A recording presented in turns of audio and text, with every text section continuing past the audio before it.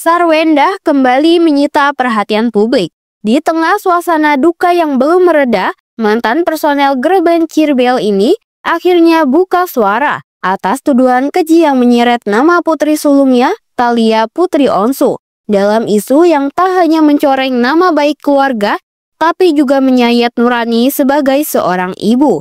Isu panas ini pertama kali berhembus dari akun TikTok @vinarun. Dalam hitungan hari, akun tersebut mengunggah lebih dari 70 video yang menyebarkan narasi bahwa Thalia bukanlah anak kandung dari pernikahan Sarwenda dan Ruben Onsu. Bahkan lebih jauh, akun itu menyebut bahwa Thalia adalah hasil hubungan gelap Sarwenda dengan pria bernama Paulus Pinontoan Tirajo. Sebuah klaim yang tak hanya mengagetkan, tapi juga tidak berdasar. Tak tinggal diam, Sarwenda akhirnya angkat bicara melalui unggahan Instastory di akun resminya @sarwenda29 pada Rabu 30 Juli tahun 2025. Dengan nada tenang namun tegas, ia membantah semua tuduhan tersebut. Saya jelaskan, saya tidak mengenal sosok yang Anda tulis. Anak saya jelas hasil bayi tabung yang ditangani Dr. Eri Polim di Morula IVF, ungkapnya.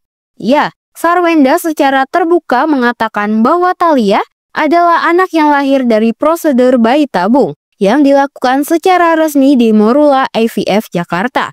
Dokumentasinya lengkap dan bila perlu, kata Sarwenda, pihak rumah sakit bisa langsung dikonfirmasi untuk membuktikan validitasnya. Langkah ini pun menunjukkan bahwa Sarwenda tak hanya mengandalkan kata-kata, tapi siap menghadirkan bukti medis sebagai tameng dari fitnah yang keji.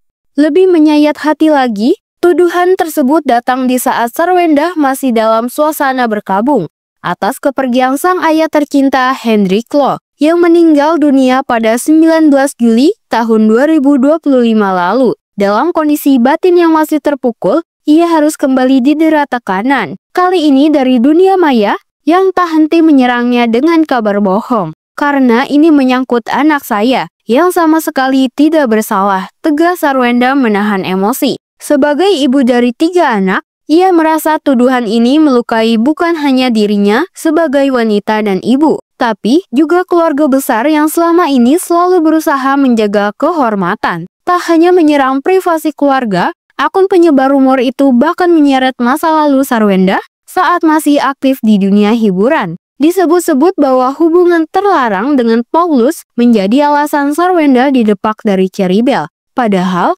publik tahu bahwa Sarwenda sudah resmi keluar dari Cirebel sejak tahun 2012, jauh sebelum ia mengenal Ruben Onsu dan membangun rumah tangga bersama pada 2013. Fakta ini pun kembali membantah narasi liar yang berada di TikTok tersebut. Di tengah luka dan fitnah yang datang bertubi-tubi, Sarwenda mengaku masih bersyukur karena mendapat dukungan penuh dari anak-anak dan keluarga. Di tengah kondisi itu, saya masih dituduh tidak merawat anak. Ditambah berita begini lagi. Untungnya, anak dan keluarga tetap mensupport saya, ujarnya dengan nada syukur namun penuh kelelahan. Kini, Sarwenda tengah mempertimbangkan langkah hukum terhadap akun penyebar fitnah itu. Ia menegaskan bahwa tindakan tegas harus diambil agar tidak ada lagi orang yang merasa bebas mencemarkan nama baik orang lain di media sosial tanpa bukti dan tanggung jawab. Langkah hukum ini menjadi penting, tidak hanya untuk menjaga nama baik dirinya dan keluarga, tetapi juga sebagai pesan tegas kepada publik bahwa privasi dan kehormatan seseorang bukanlah bahan spekulasi bebas di dunia maya. Drama ini belum usai, dan publik kini menantikan bagaimana babak berikutnya dari kisah ini akan berakhir.